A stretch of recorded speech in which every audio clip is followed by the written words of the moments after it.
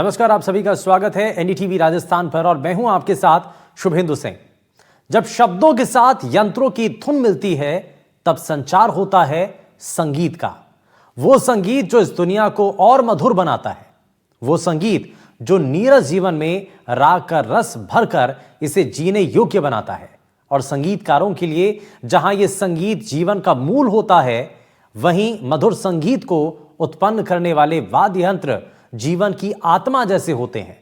राजस्थानी संगीत को भी इसकी पहचान दिलाने में यहां की खास वाद्य यंत्रों की बेहद महत्वपूर्ण भूमिका रही है।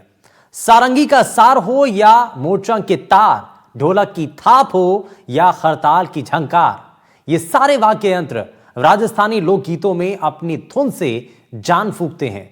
और आज हम आपको बताने जा रहे हैं ऐसे ही वाद्य यंत्रों के बारे में जो राजस्थान की बेहद खास पहचान है।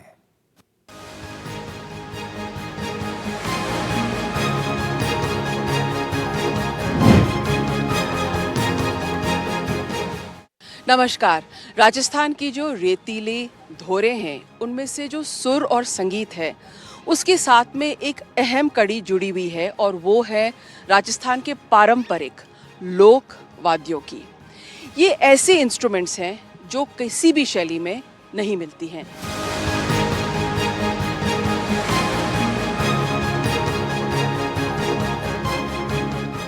आज हम आपको रूबरू कराएंगे कुछ ऐसे लोकवाद्य से, जैसे खड़ताल है, मोरचंग है, सारंगी है, और इनका जो राजस्थान की लोक कला है, इसमें इनका क्या योगदान है और क्या महत्व है। आइए सबसे पहले बात करते हैं समुंदर खान जी से। समुंदर जी, एक चीज़ बताइए, राजस्थान का जो सुर और संगीत है, ये लोक वाद्यों के बिना अधूरा है। राजस्थान के हर जो लोक वाद्य है वो अपनी अपनी अलग पहचान बनाते हैं। जैसे आपने अभी जिक्र किया मोरचंग, तो मोरचंग जब पुराने ज़माने में पानी की बहुत किल्लत होती थी, तो एक छोर पे मोरचंग बजाता हुआ जाता था और एक छोर पे अलगोजा वाला रहता था। तो रात के टाइम जब ऊँट की कतार चलती थी तो वो उस धुन को सुनते सुनते वहाँ लोग पहुँचते थे, और उस धुन से प्यार से ऊँट, जब वो मोरचंग अपने घमक से मोरचंग बजाता, तो वो ऊँट भी अपनी चाल से चलता था। पहले आप इसको हमको दिखाइए कि क्या है मोरचंग। देखिए, दिखाइए जी। अब आप देख सकते हैं कि ये है मोरचंग और इसमें जो ये वाला तार है, इसी से संगीत निकलता है।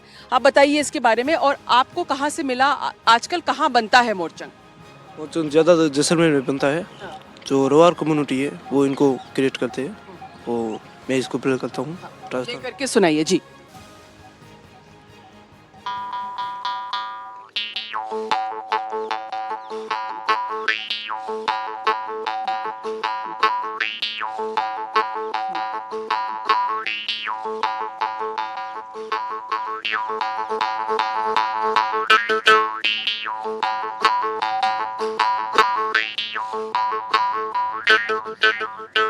इसका बजाने का मतलब क्या तरीका है?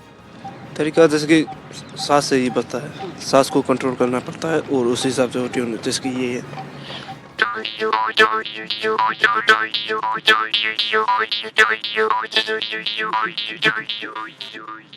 तो सांस रोक के आप बजाते हैं इसको। समुंदर खान जी, जो सांस रोक के इसको बजाते हैं, इसमें अलग अलग धुनें भी बज सकती हैं क्या? ये सब गले का खेल है।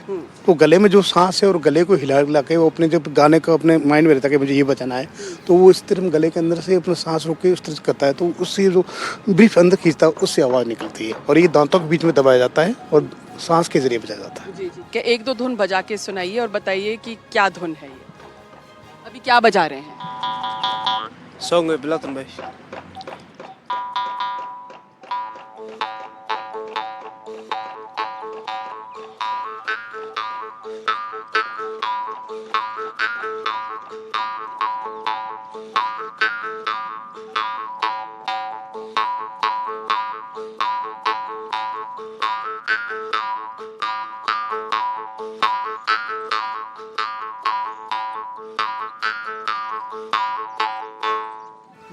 गाना है, जब विरह में जब लड़की जब जा रही है ससुराल, तो हमारी विलातन भाई, हमारे प्रदेश में तुम जो लिखे तुम जो लिख, तो आप थोड़ा गा के सुनाइए। हमारी विलातन वो भाई भाई भाई परदेसन वो भाई रे लेके यो तो जो गो ले।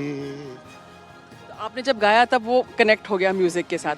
और क्या धुन ये बजाएंगे? पहले आप थोड़ा गा के सुनाइए, फिर आप धुन बजाइए।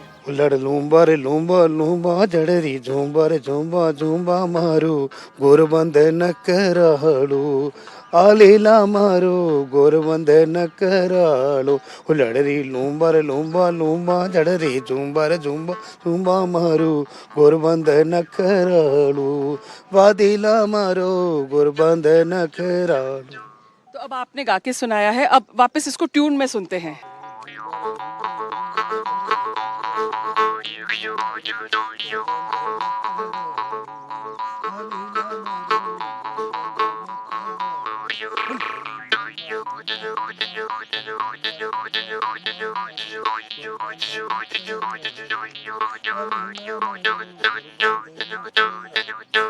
तो समुंदर खान जी, एक तार से और सांस से उन्होंने कितनी बढ़िया ट्यून निकाली है। अच्छा, दूसरा जो इंस्ट्रूमेंट है उसके बारे में, जो लोकवाद्य है उसके बारे में बताइए जी। लंगा समुदाय, हालांकि मांगनिया समुदाय का भी है, लेकिन ये लंगा समुदाय से आते हैं। बड़नवा जागीर बहुत बड़ा गांव है, अपने बालोतरा अब नया जिला बन गया, पहले तो बाड़मेर में था। तो ये सिंधी सारंगी है। तो इस सारंगी अपने यहाँ 3 प्रकार की है। उसमें से एक होती है गुजरातन सारंगी, और एक होती है डेढ़ पासली, और एक जैसे डेढ़ पासली जैसे ये अभी सारंगी है, उसमें आधा हिस्सा और बड़ा हुआ होता है, तो उसको डेढ़ पासली बोलते हैं। जैसे ये पसलियाँ होती है ना, तो इसका पसली नमूना सारंगी का आकार है। तो इसके अंदर ये 2 तार है, ये बकरे की आंत है, और 2 ये तार जो जिसमें ये आरो है, और झील कितनी है तेरे? 5 झील है और 13 सप्तक है, 16 है, तो टोटल 16 हो गई ना। 16 5 19, हाँ, और 4 और किसकी बनी हुई है ये आम की लकड़ी की, आम की और शीशम की दोनों बनती है, लेकिन ये शीशम की रहते हैं ना, ये शीशम की। ज्यादातर ये जो सारंगी है वो पीढ़ी दर पीढ़ी आती है, तो आपके घर में कितनी पुरानी है ये? मेरे दादा से पहले भी बजी है, मेरे दादा ने बजाई है, मेरे पिताजी बजाते हैं, मैं भी बजाता हूँ, मेरा छोटा भाई वो भी बजाता है। कम से कम ये सारंगी तो हमारा 7 पीढ़ी का इंस्ट्रूमेंट है। जैसे जैसे ये सारंगी को हो गया 70-80 साल पुरानी सारंगी। और इसमें खासियत क्या है, मतलब आवाज़ कैसे आती है इसमें से? ये जो गज है, आजकल तो जो आर्टिफिशियल आने लगे चाइनीज को है, लेकिन ये असली घोड़े के बाल है, और ये इस पे बेरजू लगाया जाता है, वो बेरजू के हिसाब से बजाते तब जाके इसमें आवाज़ निकलती है। और ये खाल बकरे की है, ये 2 तार आपको मैंने बताया जो ये बकरे के आंत के हैं, ये 2 इनके आरोहरों की तार है, और 16 झील सप्तक है, और 5 झील है। लो बजा। और ये बेरजू लगा हुआ है, ये जी, जो अपने चक्की आटा पीसते उसमें लगाते थे पहले पट्टों पे, तो वही है।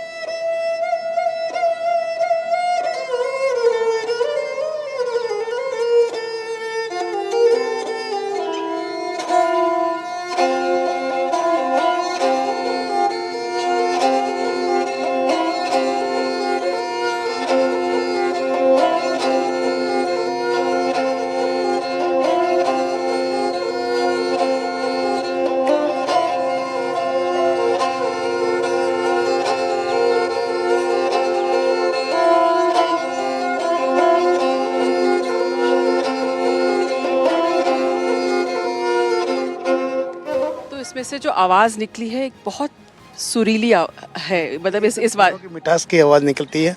और जब अंधेरी रात होती है, तो पहले ज़माने में तो लाइटें थी नहीं, तो गांव में लोग क्या करते अपना वो लकड़ियों का मच लगाते थे और चारों तरफ बैठते थे, और फिर आराम से ठंडी झरोखे के साथ में इसका आनंद लेते थे। तो कौन सा गाना गाएंगे? इस गाने का नाम है लाडड़ लो सवायो। लाडड़ लो रे सवायो रे जी रे ए हो, लाडड़ लो रे सवायो रे जी रे देखो रे तिन क्यों रे वालो रे बानेड़ो। अब मैं सारी मैं आपको साथ में सुना रहा हूँ।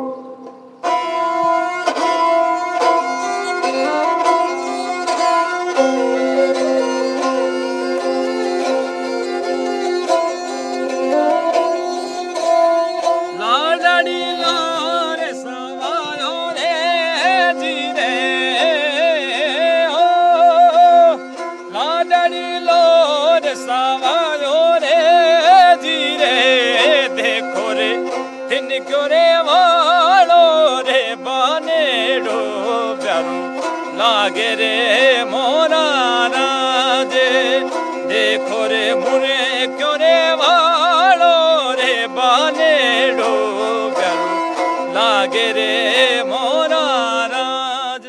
और क्या सुनाएंगे?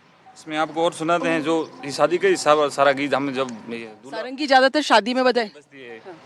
अब इस पे वो जो दूल्हा जाता है सीख लेने के लिए अपने ससुराल, तो उस टाइम हम गाते हैं गाना, ये गाना।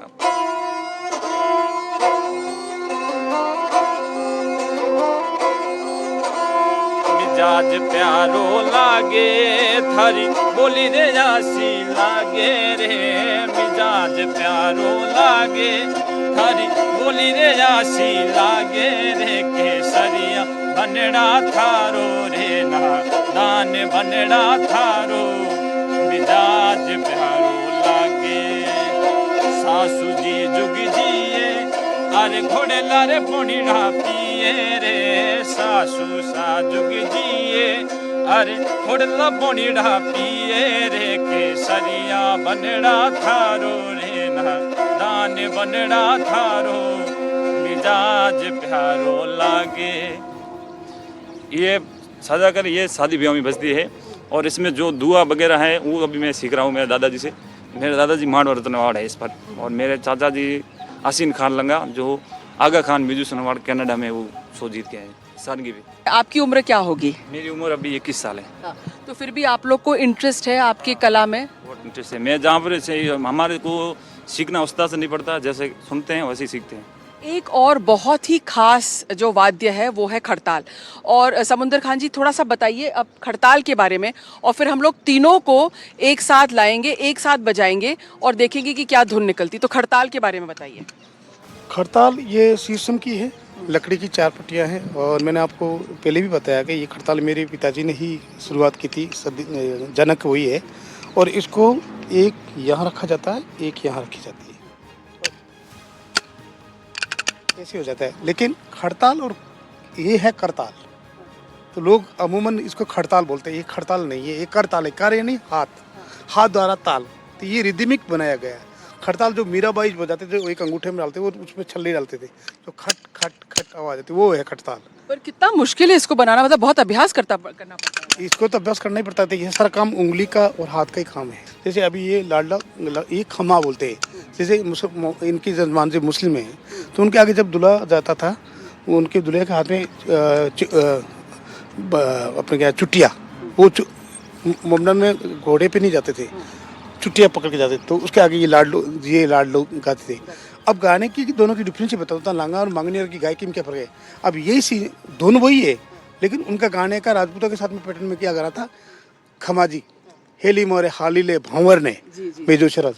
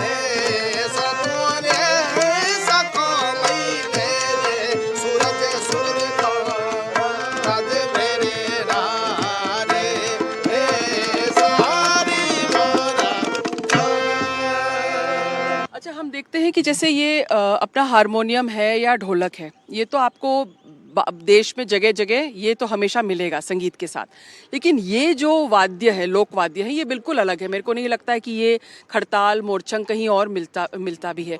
तो ये कैसे, मतलब जो रेगिस्तान है उसमें किस तरह से ये इनकी कल्पना की गई, और आपके परिवारों में तो ऐसा है कि कुछ कुछ लोगों के घर में ही मिलते हैं और पीढ़ी दर पीढ़ी जाते हैं, है ना? ये करताल तो बता दिया, ये सारंगी है, ढोलक है, हारमोनियम है। तो हमारे जो ये जैसे समंदर जी ने भी बताया है ना, तो यही ही घर है जिससे 1000 से लेकर 5000 तक शागिर्द है। मैं भी इसी घर का शागिर्द हूँ। जो अनवर खान जी पद्मश्री है वो इसी घर से सीखे हुए हैं। गाजी खान जी बरना है, काफ़ी छोटे से बड़े कलाकार सब इस घर से सीखे हुए। जो जिन्होंने खड़ताल सीखा है उस्ताद सदीक खान साहब के शागिर्द है। जो ढोलक सीखा है उस्ताद रमजान खान के शागिर्द है।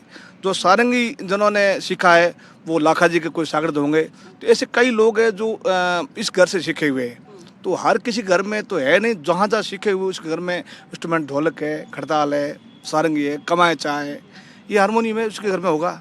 ऐसे हमारे हर घर में मिलेंगे इंस्ट्रूमेंट। ये कैसे, मतलब इनकी खासियत क्या है कि और पीढ़ी दर पीढ़ी लोग रखते हैं? पहले पुराने ज़माने में, आज से 100 साल पहले, एक अहमदाबाद में दुकान हुआ करती थी नथु सुथार की। बाद में जब पार्टीशन हुआ तो पार्टीशन में वो कराची चले गए, तो यहाँ से वो ये जो लोक वाद्य बनने बंद हो गए। तो एक ही मात्र कारीगर था जो ये वाद्य यंत्र। तो अब आज घर में जिन जिन के पास में जो वाद्य है वो 100 साल से लेकर 80 साल 90 साल के पुराने जो वाद्य, जैसे आप ये देख रहे हैं सारंगी, ये सारंगी टूट गई है जगह जगह से। अब क्योंकि नई बन नहीं पा रही, तो बीच में शुरुआत हुई थी इसकी। रिडमल नाम के एक फड़ौदी के थे, तो उन्होंने सारंगियाँ बनाई, लेकिन वो चीज़ जो मिठास आती थी वो चीज़ निकल नहीं पाई। अभी एक लड़का सारंगी बनाना, लेकिन उसके पास में क्या प्रॉपर जो उनको चाहिए बनाने के लिए चीज़ें वो नहीं है। सदीक खान लंगा है बड़दवा में, वो सारंगी बनाता है, कमाचा भी बनाता है, और लेकिन उनको पर्याप्त एक जगह नहीं मिल रही है। एक उनके पास इतना पैसा नहीं है कि वो कि एक सारंगी बनाने में कम से कम, मतलब सरकार की तरफ से कुछ चाहिए कि भाई जो हमारे लोक कलाकार हैं, लोक कला है, उसको जीवित रखने के लिए कुछ ना। यही कहना चाहूँगा कि आप करोड़ों का बजट होता है, हमारे पास आईफा में खर्च करने के लिए पैसा है। हम सेलिब्रिटी बुला के उनके साथ में फोटो रिले बनाने के लिए पैसा है, लेकिन जो हमारी लुप्त होती हुई लोक वाद्य है उसको वापस रिपेयर करने के लिए नहीं। अब आज ये शिल्पग्राम में बैठे हैं, ये शिल्पग्राम उस टाइम में मैंने भी मेरा भी थोड़ा इसमें हिस्सा किया, वो काम किया है, लेकिन उसको वापस हर चीज़ को वापस प्रिजर्व करना जरूरी है, बहुत जरूरी है। और इसलिए एनडीटीवी ने ये मुहिम छेड़ी है कि हम लोक कला जो है राजस्थान की, उसको एक प्लेटफॉर्म देंगे, एक मंच देंगे। अब राजस्थान के लोक वाद्य हमने देख लिए, अलग अलग इनकी खासियत है, लेकिन जब इनका सुर एक साथ मिलता है, मिले सुर मेरा तुम्हारा, जब सुर एक साथ आता है तो समुद्र खान जी एक अलग ही एहसास और एक अनोखा अंदाज होता है। तो अभी हम एक छोटी सी रचना करते हैं। ये ज़्यादा जब सावन का टाइम होता है और उसमें या सुआ जो अपना तोता वो बोलता है, तो वो इतना प्यारा बोलता है, तो फिर उसकी हम रचना करते हैं। अरे तुम थोड़ा आज कड़वा क्यों बोल रहा है, थोड़ा अमृत मीठे की तरह बोल रहे हैं, तो बोल बोल अमृत बोल, उस धुन में लेके आएंगे।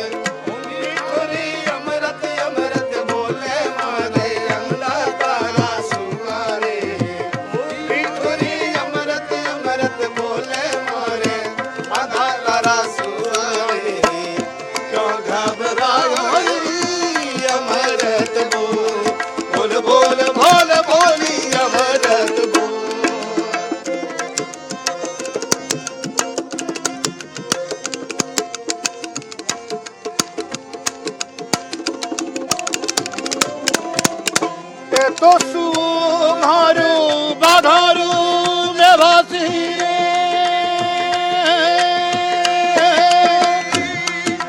वो करे मारे आमुड़ा बिगाड़ मारे अंदा तारा सुवारे, वो करे मारे आंबरा बिगाड़ मारे रासी तेरा सुवारे, क्या घबराओ अमृत को बोल बोल बोल बोली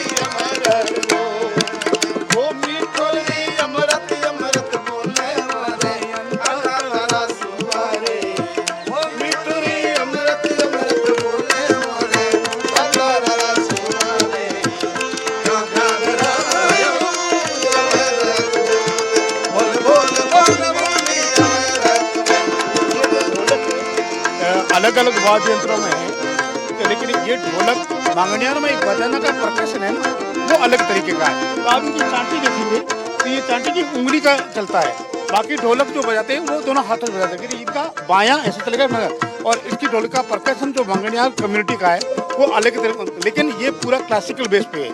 और इसमें हमारे यहाँ बोलते हैं ठेका तो हिस्सा अलग, जैसे अपने यहाँ तीन ताल झपताल बोलते हैं, तो थोड़ा परकशन ढोलक का ले लें। और आप थोड़ा सा वापस समझाइए कि जो ढोलक आपने बताया कि ट्रेडिशनली उसको कैसे बजाते हैं, और इसमें जो हमारा लोक संगीत है इसमें अलग से कैसे बजाते हैं, वो हाथ से थोड़ा बताइए।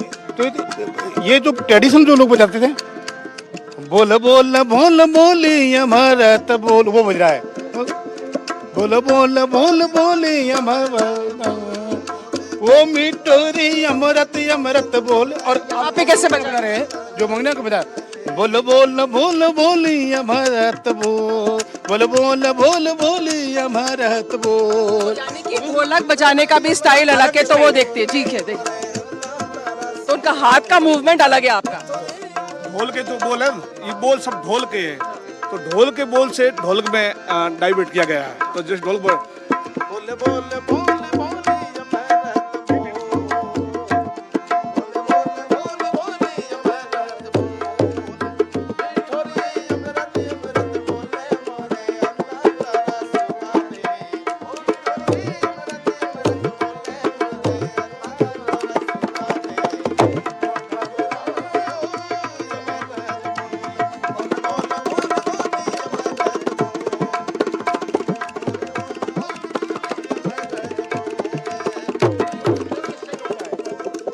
तबला स्टाइल में बजा, तबला स्टाइल के और मांगने नहीं बजाते, उनको बजाते आजा।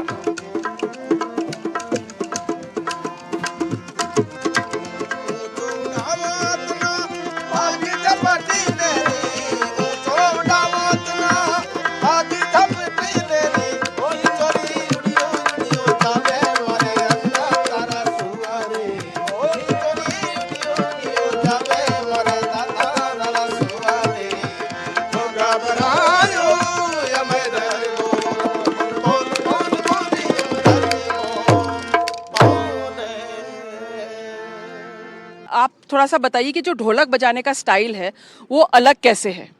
मैं उस्ताद जी की इजाज़त लेके बोलूँगा कि ढोलक का जो बोल है, ये ढोल के बोल ढोल के है। ढोल के जो हमारी महिलाएं बजाती ढोल के बोल है, जैसे 8 मात्रा है, 7 मात्रा है, 6 मात्रा है और 10 मात्रा है, अलग अलग जो ढोल के जो बोल है उसी को हम लोगों ने जो ट्रांसलेट करके बजाया, ढोलक में बजाया है, तो हमारे बोल अलग अलग है। जैसे क्लासिकल के जो बोल है, जप ताल है, जैसे रूपक ताल है, जैसे गज जंपा ताल है, 12 मात्रा 1 ताला ताल है, 16 मात्रा 3 ताल है, तो हमारे सब उस बोल की बजाने की शैली अलग अलग है। तो आप थोड़ा सा बजा के दिखाइए कैसे अलग है। हाँ। जैसे इस बोल को हम बोलेंगे 10 मात्रा का जप ताल, तो हमारे बोल जो है ना,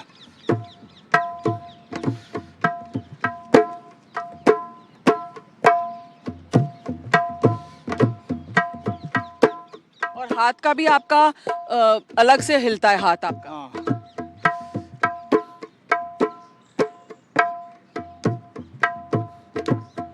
और दूसरा बताइए। जैसे 7 मात्रा रूपक ताल, तो उनको हम बोलेंगे